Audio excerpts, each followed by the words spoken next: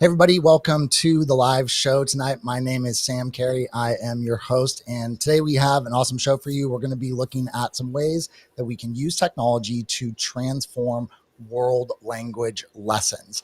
And don't worry, even if you're not a world language teacher, we still have plenty today for you that will help you out as you're looking for those small tweaks that you can make to your lessons to improve them just a little bit, to increase student engagement and to empower your students. But first, I'm joined by Mr. Tom Gibson. Mr. Gibson, how's it going? Pretty What good. have you been up to? What's going on with you? I want the 60-second pitch about something you've been doing that's fun and exciting. Okay, the 60-second pitch is this weekend. For the last few months, I've been researching quite a few different things for my home setup, from sound equipment to video equipment. I got a lot of it set up today, and even though I had like sound effects before, now I can do something like this, and then I just talk and speak in a way that demands attention. And I'm loving it. I found those buttons today, wow. So that's the 60-second version. I found a voice for Roger whenever he wants to participate in our live stream. Roger is our mascot, our robot mascot. So he may be joining us at some point. So that's my 60-second version. What about you, Sam? What are you excited about this week? Authentic jaw drop right now. This is the first time Tom has shown me some of those voices. I saw one of them come out in a recent video, but those were wow. I'm excited about that. Yeah. Very cool. I want a voice. I want to make a voice for myself too. Okay, mine is not nearly as cool as yours. I didn't know you were going to like break out all the gadgets and stuff. I am excited that the new Game of Thrones show is out. Any Game of Thrones fans out there? Can I get an applause or something? Do you have like a dragon here? No dragon. I don't have a dragon sound effect now. There's a monster one, but no dragon.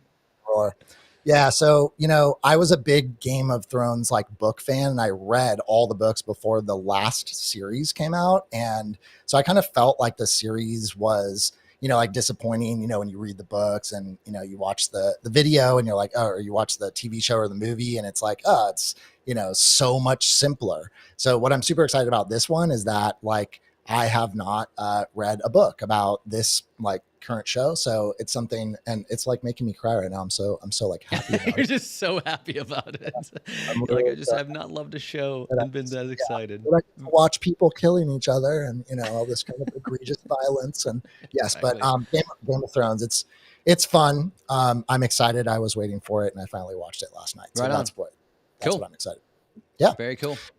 Now, I am also excited about our special guest today. I got to meet Dr. Rachelle Dene Poth at the ISTE conference. We had an awesome conversation about virtual reality and augmented reality and how you could use that in the Spanish classroom and just kind of in the classroom in general. And so we had such an awesome conversation. We reached out to her to see if she would be interested to come back on the show to talk about some other ways that we might enhance world language lessons with technology.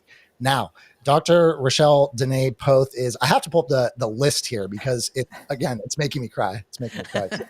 So impressed with it. She is the author of 7 books, also an attorney, the host of the Thrive in EDU podcast. She was an ISTE featured speaker this year. Again, that's where we first connected. Also, importantly for today's discussion, a STEAM and Spanish teacher, and Dr. Rachelle Dene Poth. I think I have you figured out. I think I figured this out. I'm convinced that you have like a twin or something. You must have a body double or a twin because I have no idea how you do all of that stuff. Like I remember reading that list at ISTE and it was wow. So congratulations. You're so accomplished. You've done so many awesome things. Oh, and I have one of your books here. This is correct.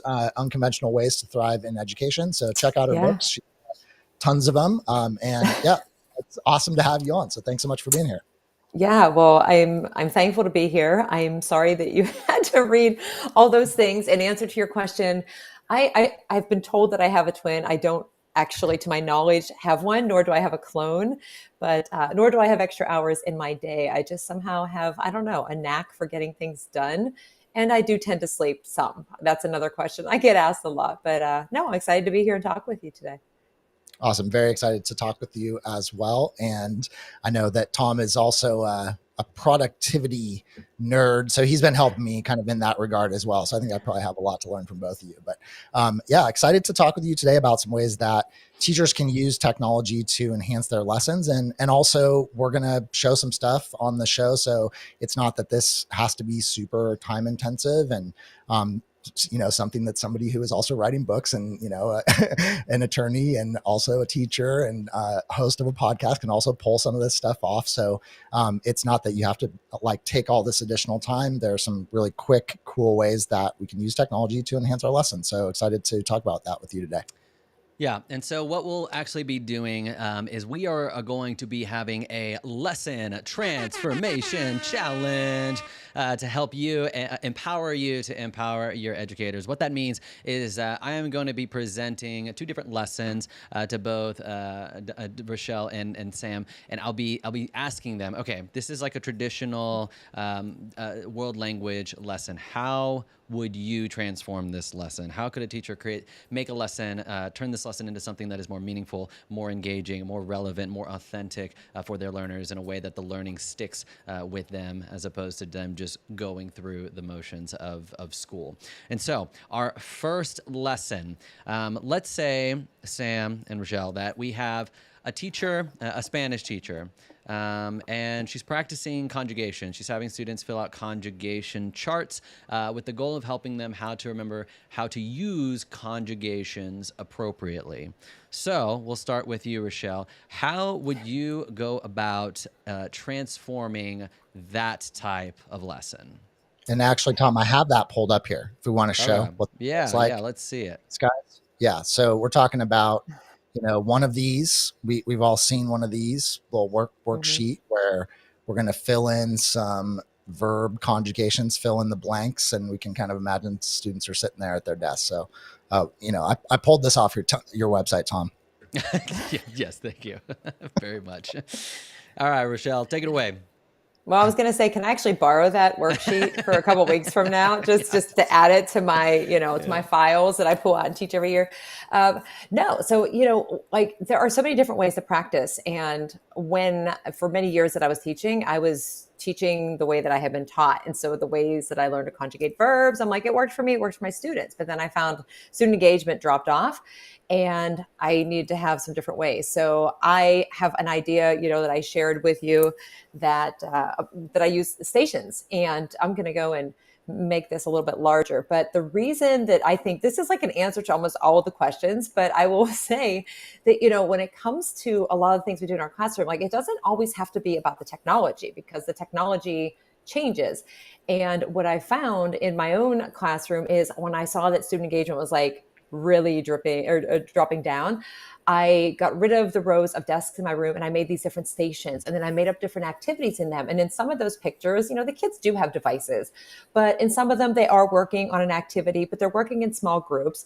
But in one of them, the students I cut out verbs, and there was, pronouns and the verbs. And there was technically a right answer because they had to put the subject pronoun with the verb conjugation. But I had 4 different groups of students, and each group of students just dumped all of these things out and put them together on these poster boards. And they all had a different way of doing it because of the way that they worked together. And then we were able to use those in our classroom as like learning materials, like posters in our classroom. So getting students involved in stations, like that is one way that I really like to do this. And then one other thing that I'll share with you, because again, like within the stations, we have a lot of different options that we can use that involve the technology, but I'm going to skip through real quick here because I think it's the end one. Oh, no, not the end one, sorry, is like hands-on materials. So it can be different games. We know there's tons of game-based learning materials, but one thing that I did was I had students make these little cubes, paper cubes, and the cubes had pronouns, or they might have had a number, or they had different verbs on the sides, and then they basically had to roll them in whatever combination, they had to come up with a sentence and practice that and then repeat it. And just because they were working together in that repetition, plus hands-on creating, it was awesome. So that was just like I like using stations because you can still have an activity where it is that verb sheet, but not having every student do it all at the same time. And then using, say, 10, 15 minutes out of class, you can have different activities and interact with students, but have a variety so students are getting different opportunities and working kind of at their own pace. And, that's at least my first big idea. It's a method, and then find the tools to facilitate that, whether they're tech or not. Yeah, love that idea. We're huge advocates of stations as well. And I noticed you had on there very briefly flashed up that Catlin Tucker is a great resource for how to set up stations. We designed a graphic that kind of takes some of those ideas as well. And I know it's something, if you watch the show regularly, that you've seen. Tom, if you can share my screen real quickly here, where essentially you might have, can you hit my other one, Tom? Is that all I got? That's all you have. Yeah, just see. Can you drag it to just drag? Oh, I don't want to because that's on my other. Yes, I can. Okay. All right. So this is, we're thinking about, and I know this kind of looks, there's a lot going on in this, but I want to build off this because the ideas I'm about to show would fit really well here, where you could start, and granted this is a math lesson example here, but you could start with something where it's like whole group hook to get students' interest, or potentially some direct instruction depending on your approach. And then stations really free you up. So this is, you can float around to either be checking in, seeing what students are doing at stations. Like Rachelle mentioned, some of those stations can be technology oriented. Some don't have to be. They can be hands-on activities. You can even have a particular station where you're pulling a small group. So yeah, definitely a model that I made a lot of use of in my classroom and that I highly recommend. And both of the activities that I'm going to show you right now could actually be done using stations. So one is, I'll really quickly show you Kami. Now, what I'm going to show you is not some radical transformation of this assignment by any means, but what you could do is you could take a worksheet that might just be a physical worksheet that you're going to put in front of students. You could upload it to Kami. So I'm just going to grab this document and I'll bring it in. And now once it's in Kami, you can give students some different options for how they would actually interact with it. So they can, of course, like fill this in still with text. So they could go to the text box and then can you know this, Tom? Ella siempre habla. You know which one it is? Trying to see it on my computer. It's tiny. Zoom in a little bit. I was trying to see if you knew your conjugation. So, so you could still use the text as an option, but what I love about a program like Kami is that it has built-in accessibility tools as well. So you could either give students the option to just use a voice typing tool, or in this case, you could also augment this worksheet. You could like add an upgrade to it by adding a speaking element. So this is just like kind of rote writing practice, but you could also have students use the comment tool, use the voice comment here. And then in addition to just writing it, they could click this and then say, ella siempre habla español. Y yo también hablo español. And then hit stop. And then it's going to put a little play icon there so that they can do some speaking practice. So just a very small way to enhance a little worksheet like this. Love Kami for that. Now, another thing that, another strategy would be, and I do need, Mr. Gibson, I need to share my other one because this is in a program that's on my other browser. Can we do that for me? Sure. I can unshare and share and reshare. Stop is that sharing. It? No, that's Rachelle's. Okay. Hold on. Okay. All right. So this is GimKit. Let us know in the chat if you use GimKit.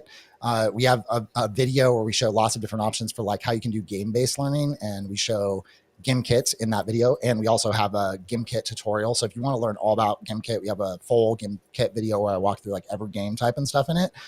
So all I did here in GimKit, and this is with the free version, is create a game. So I created what's called a kit, and I created this one for Spanish verb conjugation. Now, when I am basically making a question, what you'll see, what it allows me to do, let me go to edit here, is I can either create a question basically out of my worksheet. So I literally took the same question off the worksheet. I can create multiple choice questions. This is kind of like lower rigor level right now. And I could also add audio if I wanted. I could add photo. So again, it has some like built-in accessibility tools.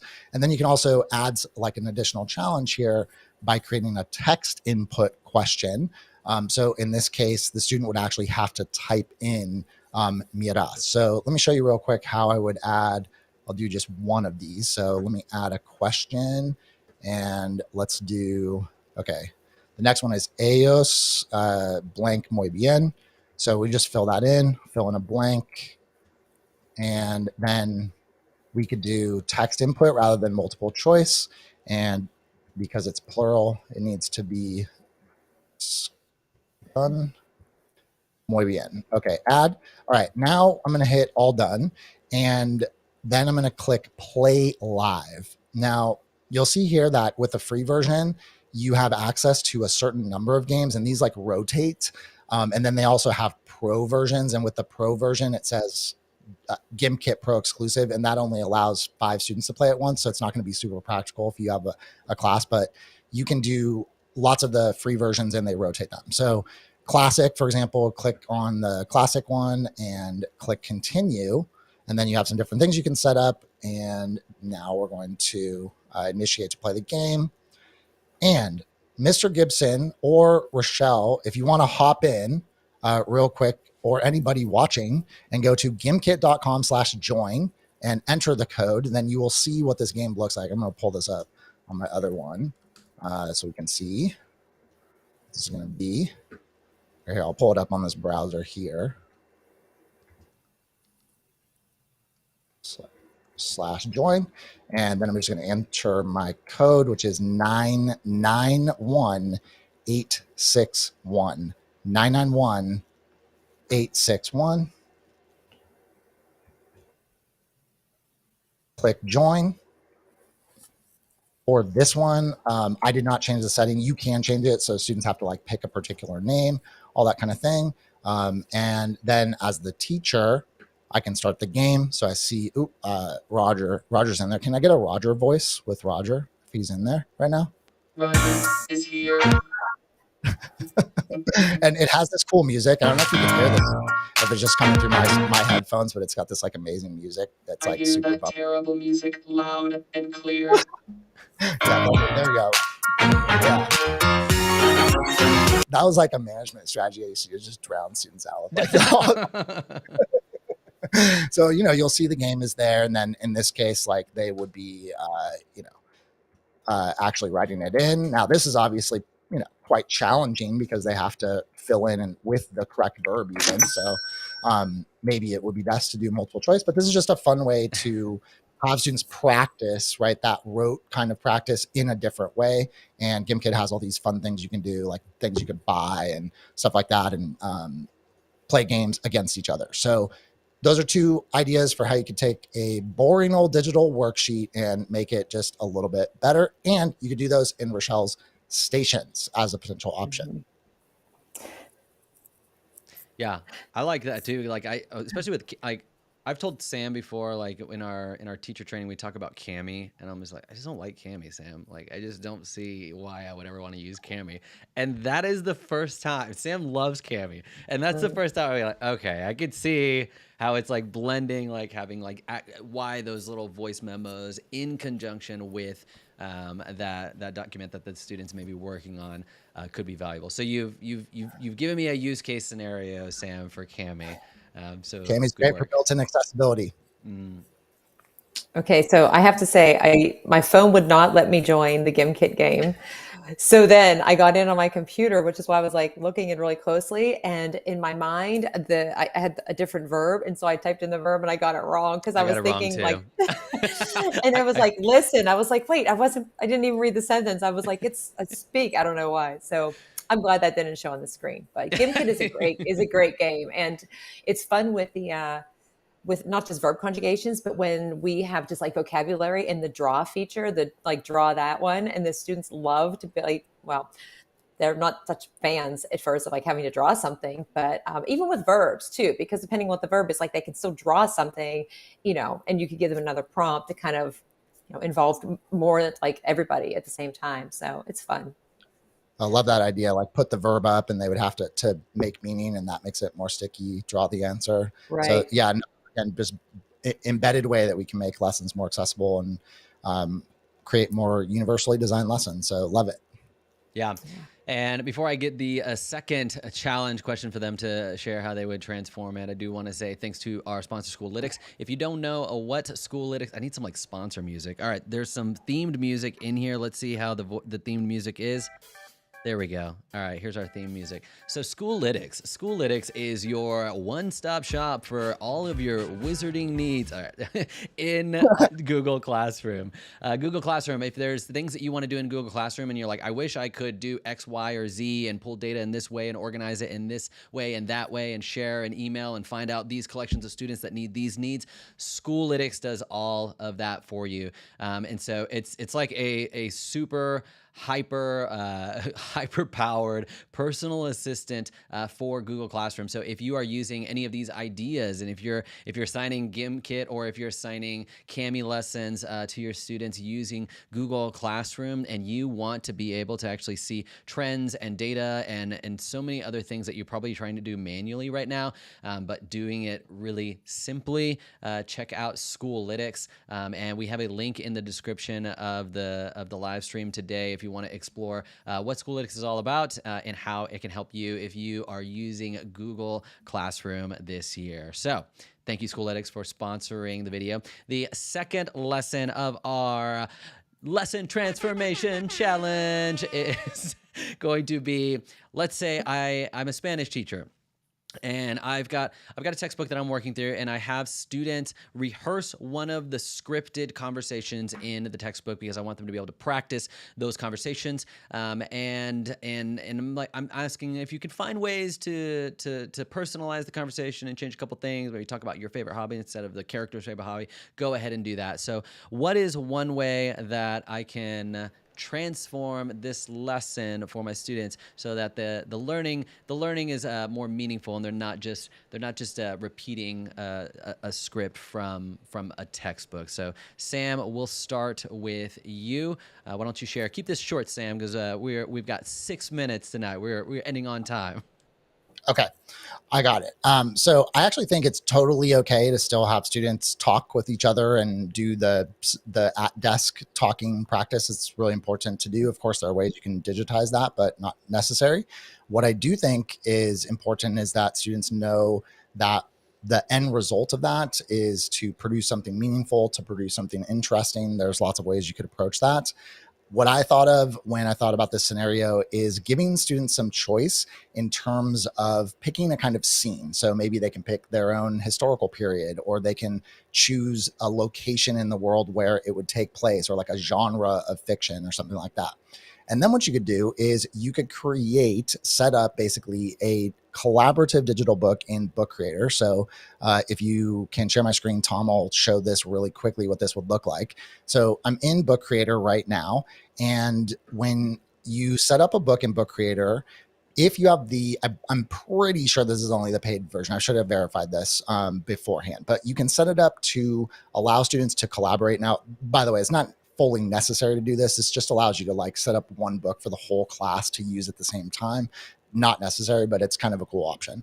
So I'm going to turn on collaboration, allow everyone in the library to access the book. And what this will allow me to do is create a book where every single pair of students or student would have a page.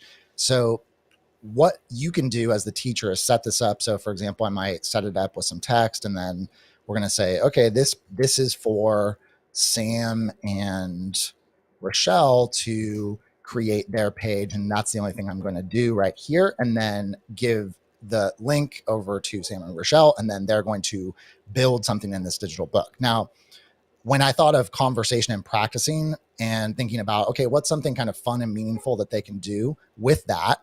One is simply just the act of like sharing it. That's why we have students do that in front of the class and things like that. But there are ways we can do that in a digital environment to kind of increase the need to practice it.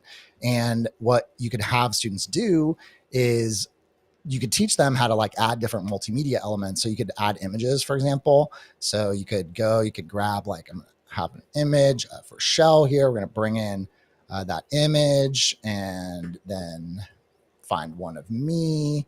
And then what we're going to do is have us having a little digital conversation here. And it's really easy to do that in Book Creator. You can just go, oh, I'm like massive there. So, let's say we're having a conversation. We've picked our genre, like, we're in medieval times or something. So I could even use a drawing tool and like put some little cool costumes or, find another image for our bodies, obviously make it really fun. And then go up here to the add button and I can record my voice. So then I could record what it is that I want to say. So I could say, hola, estamos aquí grabando una conversación sobre lo que sea, okay? And stop recording. And then I'll use the recording, could drop that in. And you can even do things like add a little shape tool with a little dialogue like this. Make sure that this is in front of it. And then we could have a little digital conversation. So this, it's not a big project or anything like that. It's actually something that could even be done in a class period where students are practicing. They're going to like, okay, what are we going to do? What's the scene going to be? And then we're actually going to record it in this book. And then this book gets shared in the class library. And we'll move it into the library here. And then students would actually be able to see all those books. So this is what it looks like here. If you have like a class library of books where they can see the books and they can read the books and things like that and check them out. So that is my idea for how you take a regular stand at the desk conversation and use technology to enhance it. Joe, what you got? Well, I had Book Creator, but no, I'm kidding. That is a great way to use that. No, the one that I have, and I have it that I shared with you too. It's a tool that I found out about probably a year and a half ago, and it is free for teachers to get individual accounts. You can't get like a school license to use it, but it's called Spaces, and you can use it for so many different things. I kid you not. And there's even a community on Facebook, which is the Spacernauts, which I have linked there. But my students in Spanish 2 absolutely loved using this year. Like they would come into class and say, are we doing something with Spaces today? And that's totally not what I had lined up to do with them. And I'm like, yeah, we are. Just give me, like 30 seconds to come up with something. And what I love about this is that you can do like all of these different things. So if you want students to practice conjugating verbs, if you want them to, if they're working on project-based learning, or just to have a discussion after class and to have like a space where they can build their confidence and comfort in speaking the language one-on-one with you inside or outside the classroom, like you can use it for that because it has all of these different features like text. You can record audio feedback for them and they can record audio and video. But I will tell you, coming back to the dialogues, I remember being in my class in French in high school and like going around everybody, like turned and do the dialogue to the person behind you, just waiting as it went the whole way through class. And I did that in my class for a while, or had students memorize the dialogues or just read them out of the book. But I started to do things a little bit differently this year because I used Spaces. And since the kids were asking for more ways to use them, we did things like scavenger hunts. We did speaking assessments, or I had them do conversations or dialogues that were in the book. And then they broke into different groups, and I didn't even have to give them instructions. Like they just said, you know what, we're good. They went in the hall, they went in the small group, like in the picture here, and took turns like asking each other questions. And based on the responses that they would give, then they would try to ask some other kind of like extension question beyond it. Or they would read a dialogue that was in the book, and then they could record themselves, which is what they did. And I could give them audio feedback as well if I was not in the classroom with them. But that just opened it up a little bit better. So they had fun with the dialogue and then figuring out what was happening in the conversation. And then like, what are some questions that they could ask? Or if I change the variables, okay, well, what happened here? What if instead it's this time of the year, or it's 100 years ago or something, depending on what the topic is. So it offers a lot of options for teachers in any content area to use. And like I said, it is free to use, and you have a lot of possibilities. And the students loved it. I mean, I kept trying to come up with ways, even scavenger hunts. I had them do in school, which can cause a little bit of havoc when they're running around the school, but they're working together and they're building not just content skills, but those social emotional learning skills. So I always love to share Spaces, because when the kids come in asking for it and they're just right on task with it, like that it's making a difference. Well, Dr. Rachelle Dene Poth, thank you so much for coming on the show today. And wanted to make sure that everybody had your website URL. So I have it pulled up here. If you go to rdene915.com, you can subscribe to Dr. Rachelle Dene Poth's blog. You can get a bunch of tips for how to bring technology into your classroom in super fun ways. We also recorded a conversation at ISTE about lots of cool things you can do with virtual reality in your classroom. So recommend you check that out. She has books on Amazon. She posts all kinds of awesome resources all the time on her Twitter account. She is a frequent speaker at conferences, so you can see her all out and about sharing different ideas. So thank you so much again for coming on the show. And it was great to hear those ideas. I have to check out Spaces. I've been hearing a lot about it. So you definitely got me excited to check it out. And we hope to have you back on soon so we can get some more ideas from you. Yeah, I would love that. Thank you. It was awesome. And thank you for your ideas and for everybody who joined in too. Thanks. Thanks, everybody. Awesome. Whoops, that's